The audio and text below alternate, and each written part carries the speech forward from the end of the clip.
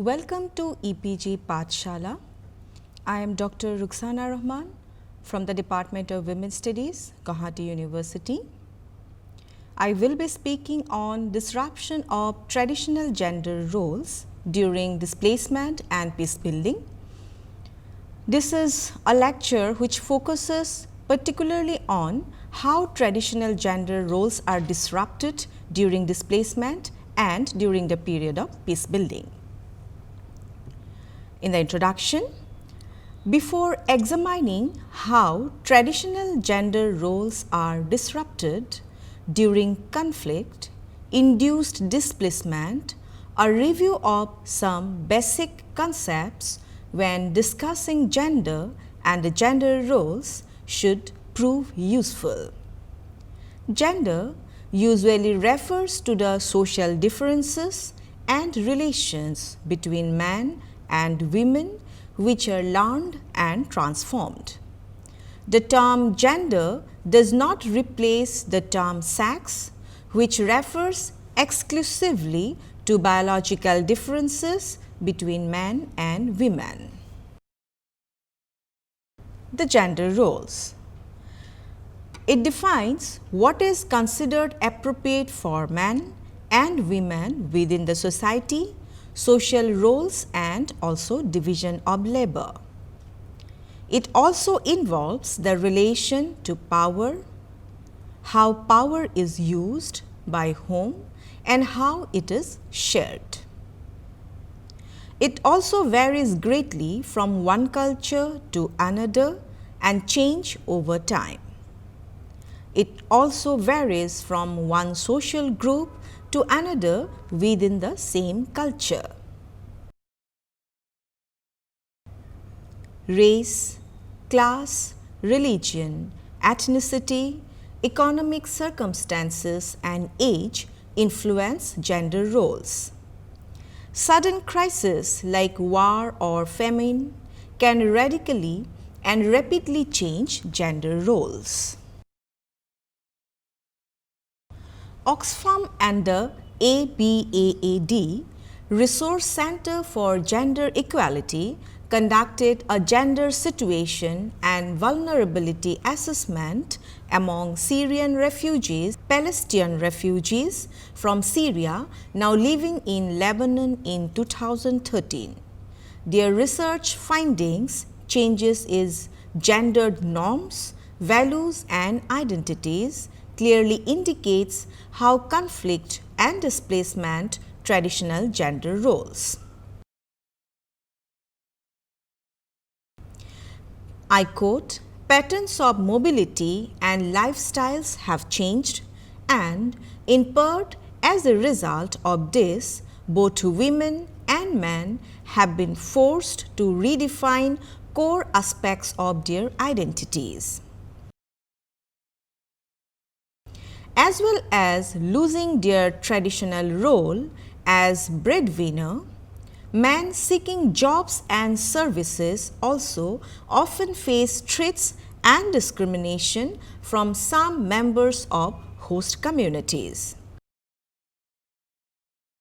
Many women reported feeling that they have lost their femininity as, in addition to caring for their families, they now have to support them by going to the market, running errands, making decisions and working in paid informal employment.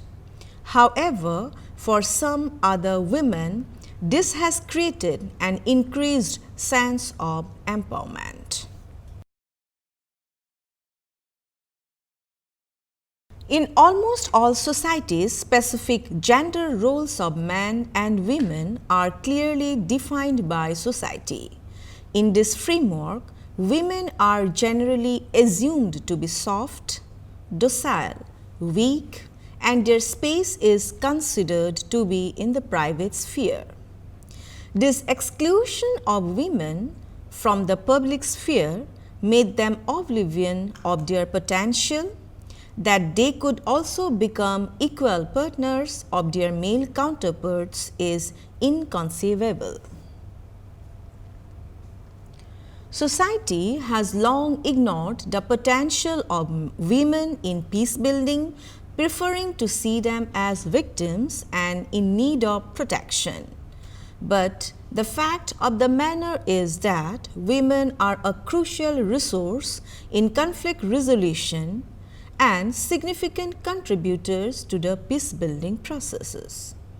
This fact has only recently been acknowledged and was given the importance due to in the UN Security Council Resolution 1325 passed in the year 2000, which calls upon all states to ensure women's full participation and representation in peace processes and peace negotiations. Unfortunately, little has been done to implement the resolution. However, where it has been implemented, it has begun to have an impact, as for example Rwanda, where a qualitative improvement in the government approach to peace can be seen. I quote, "Stereotypical images of women as passive victims of war overshadow their agency and contributions to peace building and belie the complex reality of women's experiences in conflict situations." Women are victims, but they are also fighters. Women are survivors, but they are protectors.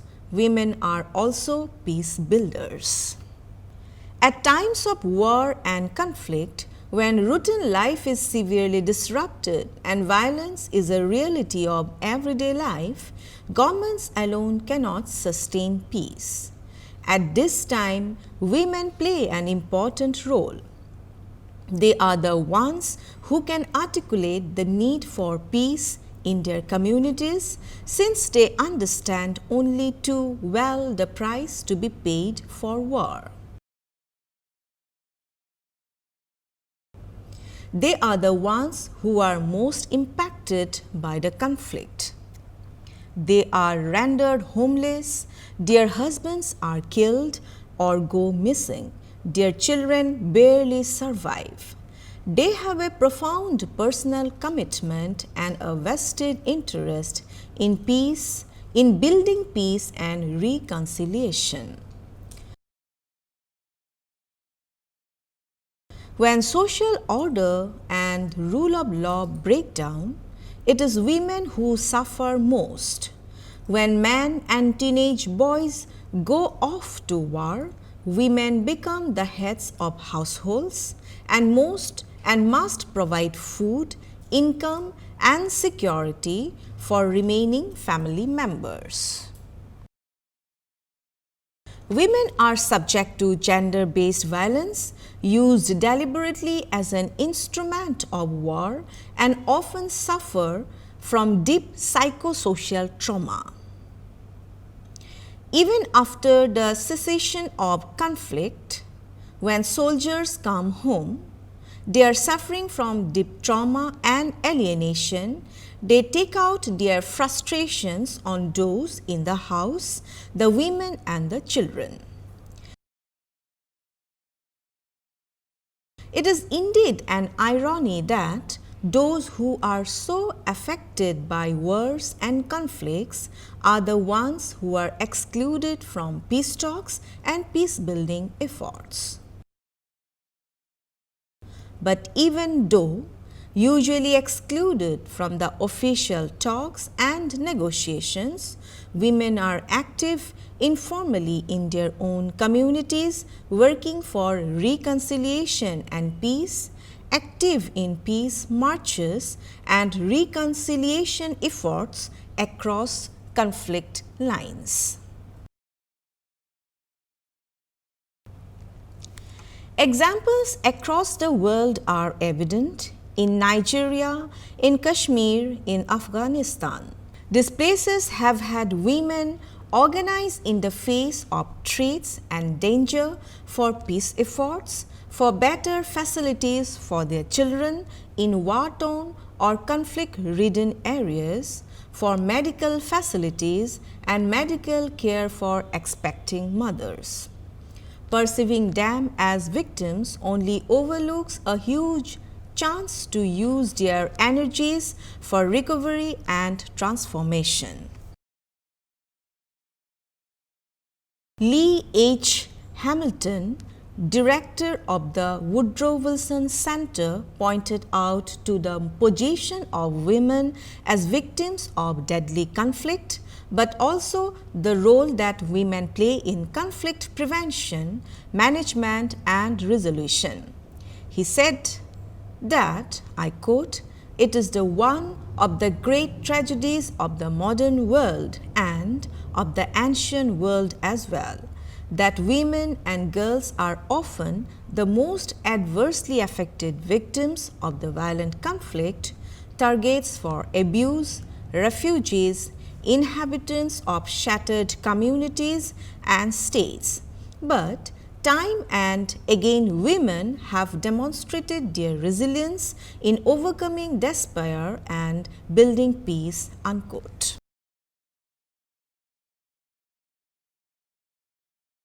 Gender stereotypes and specific definitions of masculinity and femininity are often promoted during conflict.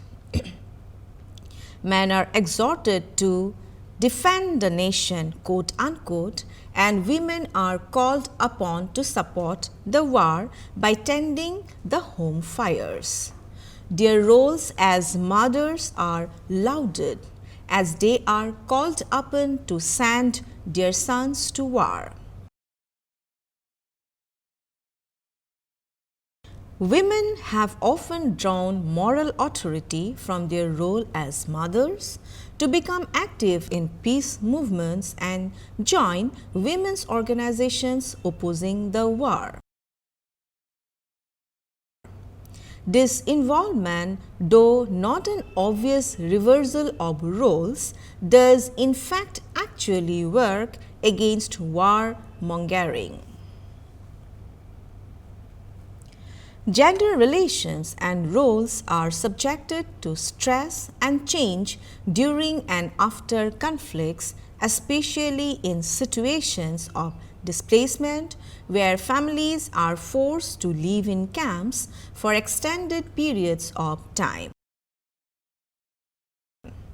The traditional division of labor within a family is no longer predictable, where the man went out to work and the women looked after the home.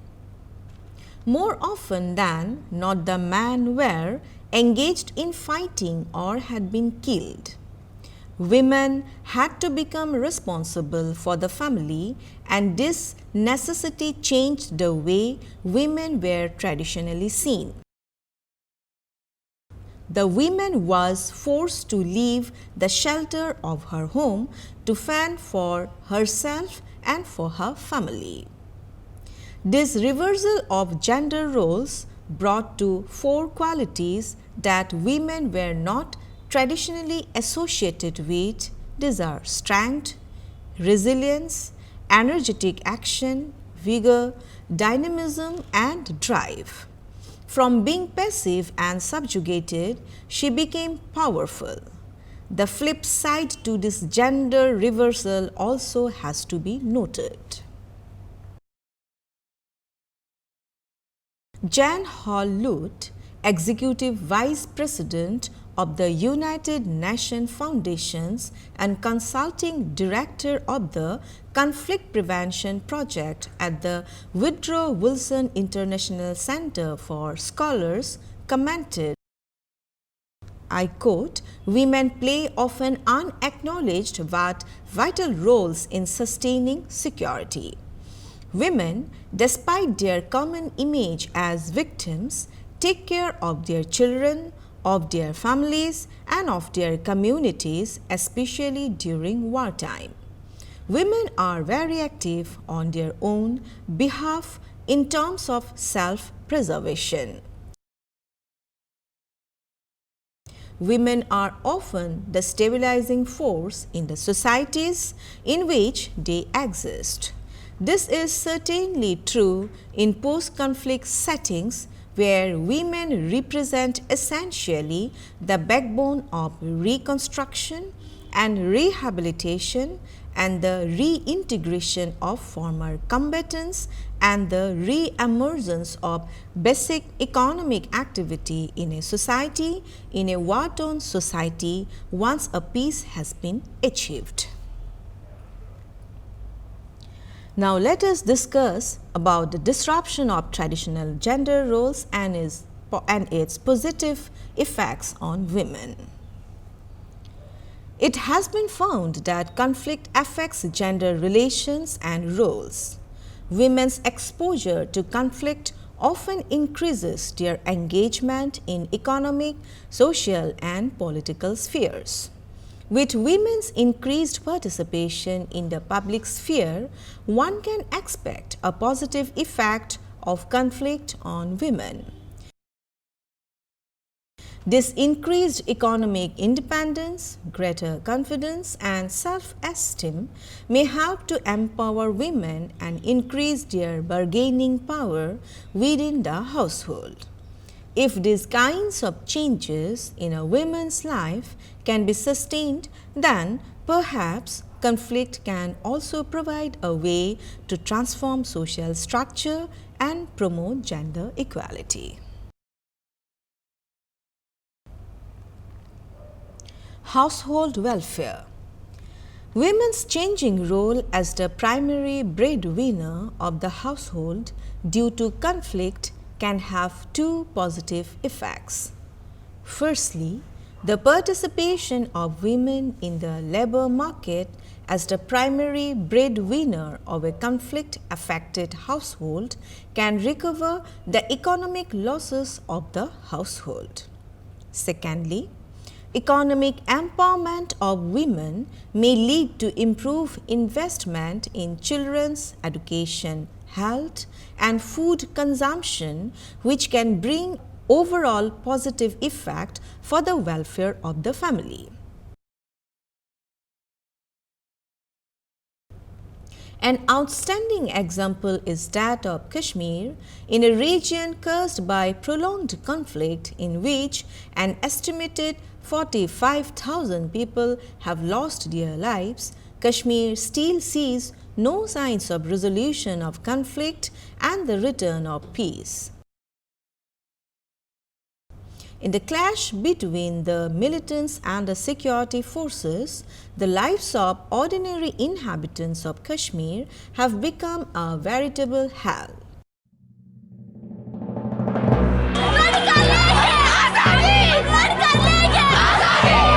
If we are losing our loved ones, हम क्यों ना करें ये? हमारा हक है। तो हम लोगों ने भी पत्थर उठाया, हम लोग को मजबूर कर दिया था। हम लोग में पत्थर वरना हम लोग स्टूल बेटर्स नहीं है। हम लोग को मजबूर कर दिया गया स्टूल उठाने के लिए। सबके लिए एक ही गोली होती है। पहले हमारे बाप, पहले हमारे ग्रैंडफादर्स ने ये सब देखा, पहले वो मरते थे, फिर हमारे जो फादर्स हैं वो मरते, अब हमारे भाई मरते हैं, अब हमारे बच्चे मरते हैं। मतलब अब कितना करें हम, हमारे पास अब नहीं रहा है। What do they expect us to do? पूरे कश्मीर के जो लड़के हैं वो ऑब्वियसली हमारे भाई है, क्योंकि हम सब अभी सेम बोट में सेल कर रहे हैं। सभी का अभी एक ही मोटिव है कि मतलब हमारी जो डिमांड्स है वो फुलफिल करी जाए। हमारी असल में आइडेंटिटी है क्या? अभी कुछ भी नहीं है हम लोग की आइडेंटिटी। अभी हम खुद की आइडेंटिटी बनाना चाहते हैं। ऐसा कहाँ पे होता है? स्टूडेंट्स प्रोटेस्ट कर रहे हैं, आप लोग उन पे फायरिंग करोगे, पैलेट्स लगाओगे, मतलब ऐसा कहाँ होता है? स्टूडेंट्स के साथ ऐसा बिहेवियर हमें कौन पे करेगा? मुझे बताइए, हमें कौन पे करेगा? हमें कोई पे नहीं करता। हम लोगों को मजबूर किया गया, क्योंकि एक के पीछे जब 100 मरे, हम क्यों पीछे हटे? हमें भी करनी चाहिए। ये गवर्नमेंट तक है कि वो क्या कर रहे हैं हमारे लिए, हमें बचाने के लिए। Everyday life is full of hardship and danger. But in this stressful situation, the women of Kashmir have shown an amazing strength and resilience. In the words of Dasgupta, I quote, "It is the women who have to ensure that the battles for everyday life continue as normally as possible even when times are far from normal. It is they who have had to come to terms with the violence, whether it comes from guns of the security forces or bullets of the militants. And once again, it is the women who have had to provide solace to the rest of the household following the loss of a husband or a son or a brother." Unquote. The story of Atwas. From WISCOMP, Women in Security, Conflict Management and Peace, Sumana Dasgupta reported about Atwas. At a roundtable entitled "Breaking the Silence, Women and Kashmir," quote unquote, the delegates from Kashmir requested that WISCOMP facilitate the formation of an all-Kashmiri women's organization named Atwas. In Kashmiri, Atwas means to reach out and to shake hands, quote unquote. Women of all backgrounds like Muslim, Hindu and Sikh have come together out of a common commitment to peace, exhibiting a first real step towards conflict transformation in Kashmir. The Atwas group visited a village in the border district of North Kashmir, where the example of women as both victims and agents is particularly strong. According to reports, this village consists only of 100 to 150 widows whose husbands and sons have been killed or jailed in the conflict. According to Dasgupta, the Atwas group expected the widows to be steeped in sorrow.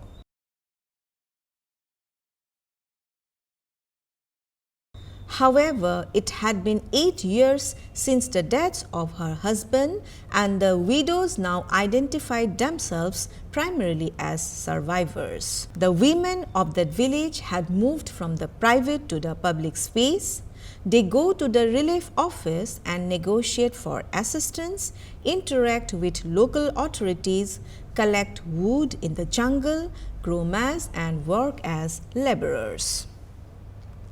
The Atwas group has collected and recorded numerous similar stories of Kashmiri women who transform from victims to agents.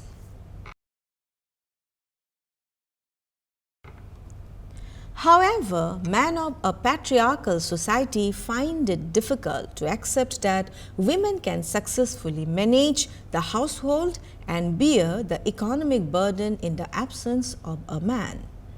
As a result of this insecurity, women are often pushed back into the traditional roles of wife, nurturer or mother. And that again depicts the insecurity of masculinity over femininity. Women's organizations in displaced settings. Women in displaced setting who have now become active agents of post-conflict economic recovery of home as well as society have come forward to organize themselves against the evils of conflict. They now feel free to raise their voice against conflict and violence which are directed towards women. These women's organizations have taken various initiatives to address the problems arising from conflicts. This has helped women to work for peace. Conflict often causes fluidity in gender roles, with women getting access to resources that they do not ordinarily have. However, that space is generally not used to secure permanent and lasting gender transformation. For although changing gender roles open avenues for women to escape age-old violence and discrimination directed against them, these changes are highly context-specific. The women that do utilize the window of opportunity need tremendous support to advance the skills they have developed during conflict. Unfortunately, illiteracy and poverty make it virtually impossible for the experience of women to be heard by the international community. Other obstacles to women's organizations and visibility include resistance from husbands, fathers, and communities. Thus, the empowerment or leadership role of women is in post-conflict depends on whether the society permits them to emerge from their traditional roles and responsibilities.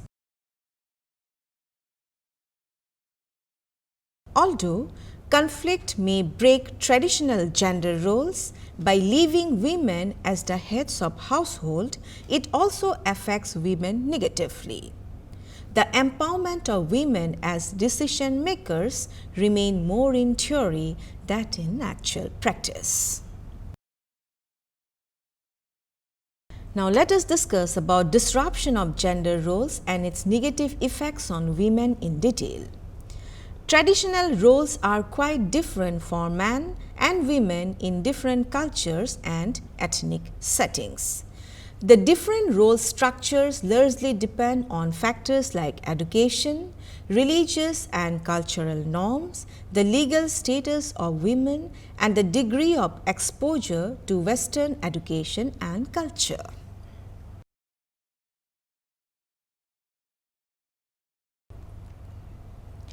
Conflict destroys the daily life routines and expectations of women when they are repeatedly displaced from their homes, disrupting their traditional gender roles.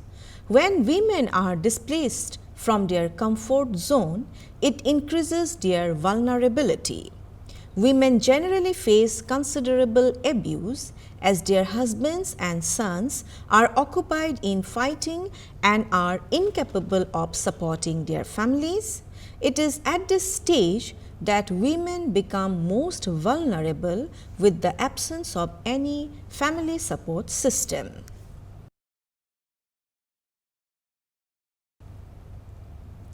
During situations of conflict, women are exposed to extreme conditions such as living in dilapidated conditions, forcibly being made to work with combatants and extremist groups.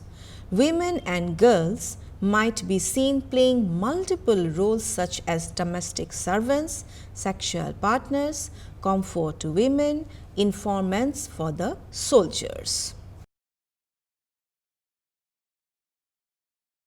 The exposure to such vulnerabilities during displacement leads to heightened cases of trafficking, which involves the kidnapping of women and girls for the intention of transporting them across the border to places where they would be forced to practice sexual slavery.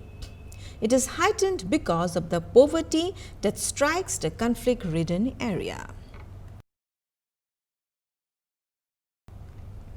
Women join the armed forces or extremist groups as a way of empowerment to fight back.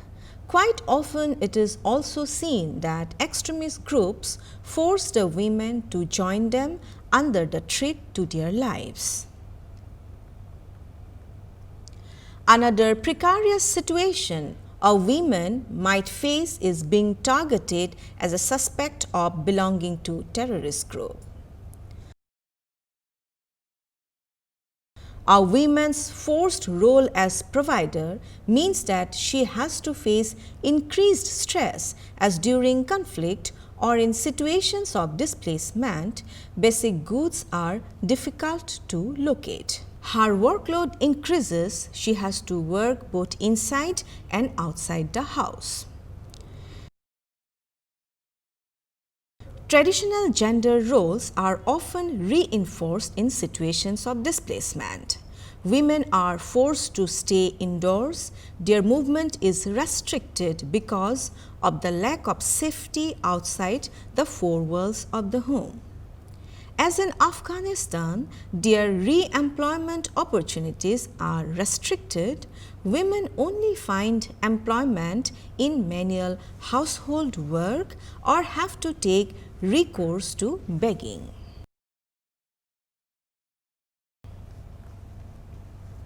In conclusion, it can be stated that disruption of traditional ways of life during and after conflict does help women to take up new roles. She often becomes the sole earning member. However, since a woman has no choice in the jobs she has to take up, she ends up being exploited. Due to cultural and religious restrictions, lack of education, and lack of security, women are not always able to obtain meaningful employment. Fears of being stigmatized and their inability to speak or be vocal about their exploitation makes it difficult for non-governmental organizations to assist and help them. And yet, according to Hill, women continue to do incredible and amazing things. I quote, "They are sharing information and analysis, they are collecting signatures for petitions, they are organizing demonstrations and campaigns, they are reaching out over borders, they are forming networks. Often they are anticipating early signs of danger and lobbying for ceasefires. Women also participate in less formal peace-building activities such as taking in orphans and assisting in the reintegration of combatants and child soldiers in the community." In Bosnia, women identified the need for mobile medical clinics to go from village to serve health and psychological needs. In Colombia, women risked their lives by marching in the streets for peace. In Albania, women collected weapons. Accordingly, it can be seen that the range of women's activities for peace is incredible. Thank you.